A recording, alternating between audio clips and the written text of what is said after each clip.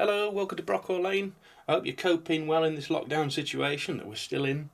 It's 24th today, which is a full month since I finished work. And I was doing a temporary job, so I've had to sign on to Universal Credit for the first time in my life, which was an experience which I don't know how many people manage, to be honest. I also don't recommend living in a small flat with no garden on your own either, which is particularly difficult as well. I think if it hadn't been for some of the model trains and particularly YouTube videos, I think I'd have gone completely mad. But anyway, it's going to be a good day today because it's actually my birthday, and I get to open a parcel which has been on my living room floor for about a week, which is from my mum and dad, and my sister got together to get me a couple of presents from a well-known shop in Liverpool. So I'm going to go and open that now. So yeah, there's a parcel from Hattons. I don't know how I've resisted opening this for the last week when it's been delivered last Friday. I've deliberately stopped myself from opening it, even though it's been boring and really tempted to. I do know what it is. Well, I think I know what it is. Let's see if it is what I asked for anyway.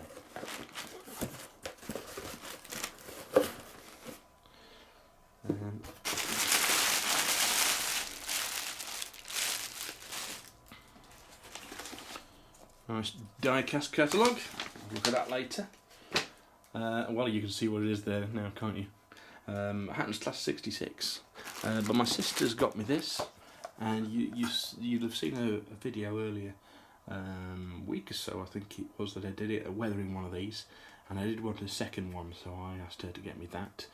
It made sense to get both things from the same shop in the same parcel, so I'll have fun with that later on. I'm going to weather that up like I did the previous one, and I've also got some logs to put on it, which I'll probably show you probably in a different video. So really pleased to get that one. That'll give me something to do. But this is my main present. This is a Hattons Class 66. Sure there's anything else in the box. No, there isn't. That's good. So, which livery did I get? Well, by the way, it's not in my time period at all. I do mainly 1970s and steam. So, but I just couldn't resist one of these when I saw them announced. I think they're quite good value. £150. This is a standard one, no DCC chip.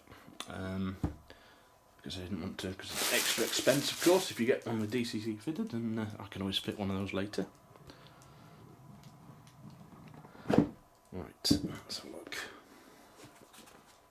Aha, there we go, it's upside down. I'm not going to do an unboxing review on this properly, really. I'm just there we go. GBRF. I didn't know which colours to choose, to be honest, because I just liked them all, so I sort of went eeny, meeny, miny, mo. And I quite like this one. At the time, my dad asked me which one I wanted. So, I'm going to try and keep this in frame, by the way. I'm struggling a little bit. But as you see, I went for 66756, which is the Euro livery, Euro port livery, is it, I think? The latest one anyway. And Royal Corps signals. And I'm just checking the axle boxes are in place. And in that place, on that side as well. And the nameplates are straight, which I was a little bit worried that they wouldn't be, because I've seen a few reviews on these. But that is looking really nice to me. I know there have been a few criticisms of these, but they haven't put me off. I just think the detail on these things is really fantastic. And that looks pretty good to me. So I am prepared for the axle boxes to fall off and having to glue them back on, but I'm prepared to do that, that's fine. So I will just be a little bit careful when running it that they don't fall off in the tunnel. It's one of the ones with the doors on the end, which I think, is that one of the later low emissions type? I'm going to have to look that up. Well, let's get that on the layout and test it. That's the reference number for this particular model if you're interested. So there she is, sitting on my shunting layout, which hasn't really got a name. I suppose it's called Brock or Lane, really. This is my little test layout, which you've not seen a lot of, to be honest, because I've been mainly running the Ullapool layout. But here we go. It's DC at the moment, so we'll apply some power and see if it moves. I'm hoping it does. It does. And I put it next to that Class 40 because I wondered how long it was. It's actually pretty much exactly the same length. I thought it might be a little bit longer, but they really are monsters by British standards. And that is running straight out of the box very well, down to a crawl. The axle box covers are rotating.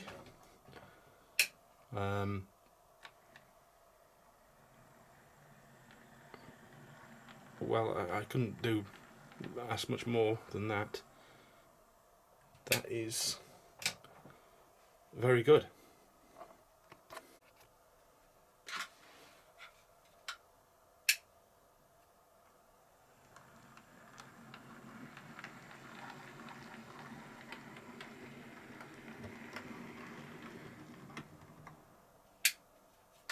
And this is only with a cheap, well, that's what I'm using, train set to horribly cheap Bachmann controller, so I dare say it'd be even better with a better quality controller and on DCC.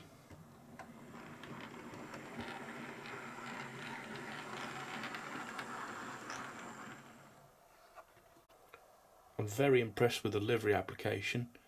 All the colours look bright and vibrant and crisp. The transfers on there, or the printing is fantastic. I will fit some KDs to it. I will probably be doing some weathering to it, a little bit, but probably restricted to the underframes.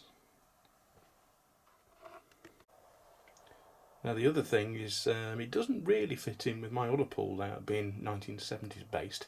However, I have got a plan. I am going to modify Ullapool a little bit, but only in temporary ways, with lift-off buildings and so on, that I can run it in present day. Because I do fancy a Bachmann 158 and a Realtrack 156.